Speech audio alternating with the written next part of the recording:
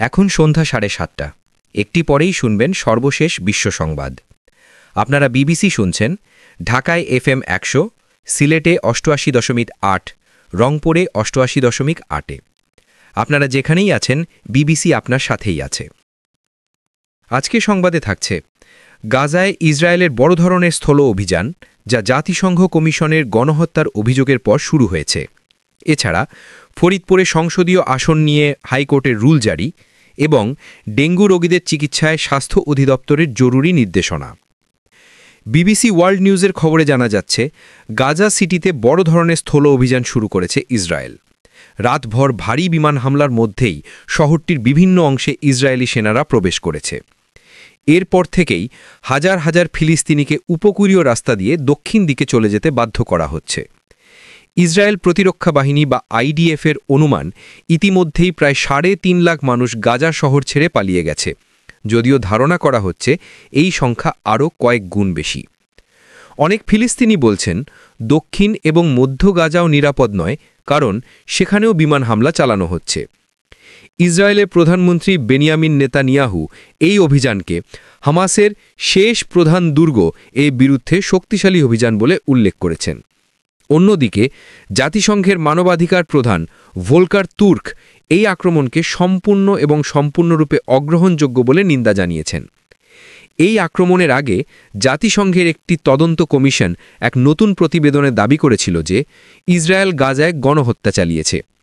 এই কমিশনের মতে 2023 সালে হামাসের সাথে যুদ্ধ শুরুর পর থেকে ইসরায়েল আন্তর্জাতিক আইন অনুসারে গণহত্যার 5টি কাজের মধ্যে 4টিই করেছে। এগুলি হল একটি গোষ্ঠীর সদস্যদের হত্যা করা, তাদের গুরুতর শারীরিক ও মানসিক ক্ষতি করা, ইচ্ছাকৃতভাবে গোষ্ঠীটিকে ধ্বংস করার জন্য পরিকল্পিত পরিস্থিতি তৈরি করা এবং জন্মরোধ করা। জাতিসংঘের এই প্রতিবেদনকে বিকৃত এবং মিথ্যা বলে প্রত্যাখ্যান করেছে ইসরায়েলের পররাষ্ট্র মন্ত্রণালয়। এই সংঘাত শুরু হয়েছিল গত বছরের 7ই অক্টোবর, যখন হামাসের আক্রমণে ইসরায়েলে 1200 জন নিহত হন। সেই থেকে গাজায় ইসরায়েলি হামলায় প্রায় 65,000 মানুষ নিহত হয়েছেন বলে হামাস পরিচালিত স্বাস্থ্য মন্ত্রণালয় জানিয়েছে। এবার আসি দেশের খবরে। জাতীয় রাজস্ব বোর্ড বা এনবিআর একদিনে রেকর্ড সংখ্যক 555 জন কর্মকর্তাকে বদলি ও পদায়ন করেছে। মঙ্গলবার পৃথক 2টি প্রজ্ঞাপনে এই বদলি ও পদায়নের কথা জানানো হয়েছে। এনবিআরের কাস্টমস ও ভ্যাট প্রশাসন শাখা 3-এর দ্বিতীয় সচিব তানভীর আহমেদের সই করা একটি প্রজ্ঞাপনে 459 জন এবং আরেকটি প্রজ্ঞাপনে আরও 96 জন সহকারী রাজস্ব কর্মকর্তাকে বদলি করা হয়। এসব আদেশ জনস্বার্থে অবিলম্বে কার্যকর হবে বলে প্রজ্ঞাপনে উল্লেখ করা হয়েছে। এর আগে সোমবারও 182 জন সহকারী রাজস্ব কর্মকর্তাকে বদলি করা হয়েছিল। এছাড়াও এনবিআর বিলুপ্তি আন্দোলনের পর বেশ কয়েকজন কর্মকর্তা ও কর্মচারীকে সাময়িক বরখাস্ত ও রদবদলের ঘটনাও ঘটেছে। ক্রীড়াঙ্গনেও আজ একটি গুরুত্বপূর্ণ খবর রয়েছে। এশিয়া কাপে নিজেদের তৃতীয় ম্যাচে আফগানিস্তানের বিপক্ষে টসে জিতে ব্যাটিংয়ের সিদ্ধান্ত নিয়েছে বাংলাদেশ। সুপার 4-এ যেতে হলে আজকের এই ম্যাচে বাংলাদেশের জয়ের কোনো বিকল্প নেই। আবুধাবি শেখ জায়েদ স্টেডিয়ামে অনুষ্ঠিত এই ম্যাচে 4টি পরিবর্তন নিয়ে মাঠে নেমেছে বাংলাদেশ দল। ওপেনার পারভেজ ইমনের পরিবর্তে একাদশে নেওয়া হয়েছে সাইফ হাসানকে, শরীফুল ইসলামের জায়গায় এসছেন তাসকিন আহমেদ, শেখ মাহেদির পরিবর্তে নাসুম আহমেদ এবং তানজিম সাকিবের জায়গায় ফিরেছেন উইকেটরক্ষক ব্যাটার নুরুল হাসান সোহান। এই এশিয়া কাপে প্রথম ম্যাচে হংকংয়ের বিপক্ষে জয় পেলেও পরের ম্যাচে শ্রীলঙ্কার বিপক্ষে হেরেছিল বাংলাদেশ। এবার চলে আসি দেশের রাজনৈতিক খবরের দিকে। বিসিএস পরীক্ষার সুষ্ঠু ও শান্তিপূর্ণ পরিবেশ নিশ্চিত করতে জামায়াতে ইসলামী তাদের আগামী 18 ও 19 সেপ্টেম্বরের কর্মসূচির সময় পরিবর্তন করে সকালের পরিবর্তে বিকেলে করার সিদ্ধান্ত নিয়েছে। মঙ্গলবার সংগঠনটির ভেরিফাইড ফেসবুক পেজে একটি পোস্টের মাধ্যমে এই পরিবর্তনের কথা জানানো হয়। তাদের 5 দফা দাবি আদায়ে 18, 19 ও 26 সেপ্টেম্বর 3 দিনের কর্মসূচি ঘোষণা করেছে জামায়াত। ডেঙ্গু পরিস্থিতি নিয়েও একটি গুরুত্বপূর্ণ খবর এসেছে। ডেঙ্গু জ্বরে আক্রান্ত মৃত্যুর সংখ্যা বেড়ে যাওয়ায় এই রোগের চিকিৎসায় 12 দফা জরুরি নির্দেশনা দিয়েছে স্বাস্থ্য অধিদপ্তর।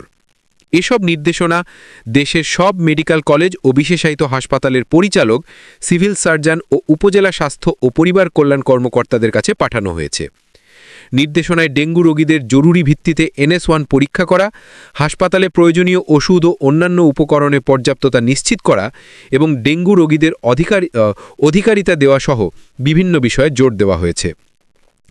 স্বাস্থ্য অধিদপ্তরের তথ্য অনুযায়ী এবছর এখন পর্যন্ত ডেঙ্গুতে 155 জনের মৃত্যু হয়েছে এবং আক্রান্তের সংখ্যা দাঁড়িয়েছে 38,527 জনে। এবার চলে আসি আরেকটি গুরুত্বপূর্ণ খবরে। হলিউড তারকা রবার্ট রেডফোর্ড 89 বছর বয়সে মারা গেছেন বলে নিশ্চিত করেছেন তার প্রচারক সিন্ডি বার্গার। সিন্ডি বার্গার জানিয়েছেন রেডফোর্ড আজ সকালে উটাহের পাহাড়ের সানডাংসে মারা গেছেন, যেই জায়গাটি তিনি খুব ভালোবাসতেন।